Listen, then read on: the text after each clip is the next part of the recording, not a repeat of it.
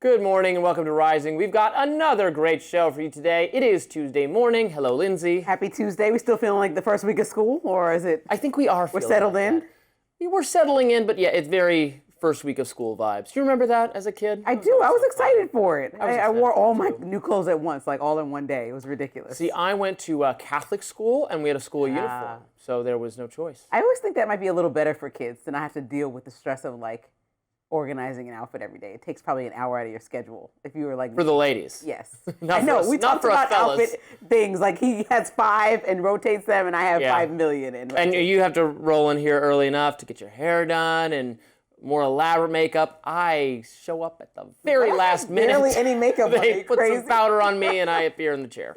So coming up on Rising, CNN's Jake Tapper and White House Deputy Chief of Staff Stephen Miller clashed last night. Did you see it? Over the future of Venezuela and who will run it. Plus, the CDC has altered the childhood vaccine schedule. That's going to be controversial. They're now recommending fewer shots. And Defense Secretary Pete Hegseth is threatening to reduce Senator Mark Kelly's military rank and retirement pay over a video where the senator urged service members to refuse illegal orders. But first, Robby, what is on your radar? Let's get to it. Well, with dark clouds gathering over his previously sunny re-election bid, Tim Walz has had enough. Minnesota's Democratic governor announced yesterday, he would abandon his pursuit of a third term following widespread negative publicity due to his mishandling of welfare fraud allegations. Now, he made this announcement during a press conference, which he abruptly ended without taking questions after making a hostile remark about, of course, President Trump. Take a look. I'm proud of the way we treat our neighbors. I'm proud of the way that we welcome people to this state. I'm proud of the way that we innovate. And I'm proud of the way that we are optimists for the future. No one's taking this away from us. Not the fraudsters, certainly not this president, not on my watch. Tomorrow, I'll be back with you. I'll give you an update on America's best paid family medical leave program that is now a week into it. And at that time, I'll take all your questions. Thank you all. Now, Walz has not been accused of personal wrongdoing, but the buck stops here, as they say. Walz was the man in charge while fraudsters stole millions or perhaps even billions of taxpayer dollars, setting up fake charities, ransacking the medical system, and operating dubious child care services. The sheer amount of plunder has attracted national media attention in recent weeks, with even the New York Times throwing Walz under the bus. The governor's response has not reassured his critics that he is laser-focused on restoring credibility to these programs and mercilessly prosecuting the thieves. It's fine to insist, as Walz has, that the entire Somali diaspora should not be smeared for the criminal behavior of just some community members. I'm good with that. But the governor has made a habit of trying to redirect blame to other groups such as white men. Remember when Walz said coverage of the fraud story was akin to white supremacy? Let's watch. This is what happens when your own federal government wages war against you. This is what happens when they target communities for their own benefit. This is what happens when they scapegoat. And this is what happens when they no longer hide the idea of white supremacy when you hear the Vice President of the United States talk about now white people won't have to apologize for being white. Keep in mind that the accusations against the Somalis are about proportionality, that they're responsible for a disproportionate amount of fraud, not absolute levels of crime. So it's apples to oranges. Moreover, saying that we must be colorblind with respect to the ethnicities of the fraudsters while also calling for more white men to be held accountable is totally incoherent. Unfortunately, this incoherence is broadly representative of the Walz persona. This is a man who was elevated to national prominence by Vice President Kamala Harris when she picked him to be her 2025 running mate. Walz's own clumsily worded telling, she picked him because he could, quote, code talk to white guys like himself. I hate that phrase. He saw his job as reassuring his own identity group that they could vote for a black woman for president. It's a reductive and extremely flawed notion of what makes for a relatable presidential ticket. Harris underperformed with men, particularly young men, of all racial backgrounds, not specifically white guys. Walz likes football and fixing trucks, so vote Harris Walz 2024. Come on. This is identity politics at its most vacuous. But it's not just the Walz's vibes are off.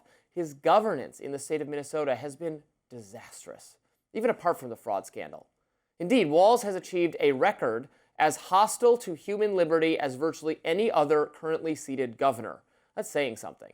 He was, first and foremost, a COVID tyrant who zealously enforced social distancing and mask requirements including by setting up a coronavirus snitch hotline. Citizens were encouraged to report their neighbors to the government for failing to abide by COVID rules.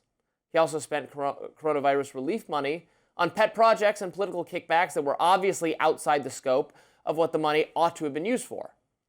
State workers' parking costs, teaching women and minority-owned businesses how to apply for state contracts, specifically those groups, and also the Minneapolis Zoo. Why not? For supporters of individual liberty, Walz's various pronouncements on policy issues were like nails on a chalkboard. He said that misinformation was not protected by the First Amendment. It is. He said socialism was just, quote, neighborliness. Nope. He said it was not a mistake to send sick COVID patients back to nursing homes. Even former New York Governor Andrew Cuomo has given up that one. Come on. A year ago, Walz was seen as a potential 2028 vice presidential candidate. Candidate. Not just vice president. Maybe he'd be vice president again, but actual candidate. His decision, however, not to run for re-election, an explicit acknowledgement of the toll of the fraud scandal that it's taken on his reputation, seems like the end for Walz's political career to me. I guess at least he'll have plenty of time for those football games and fixing those trucks. I thought that was funny because, I get that he's like supposed to be the relatable, former guy who is, teaches the kids sports. But as a real man's man, a football-loving, truck-fixing, just guy's guy, I didn't relate to him. Okay. Maybe it's just me.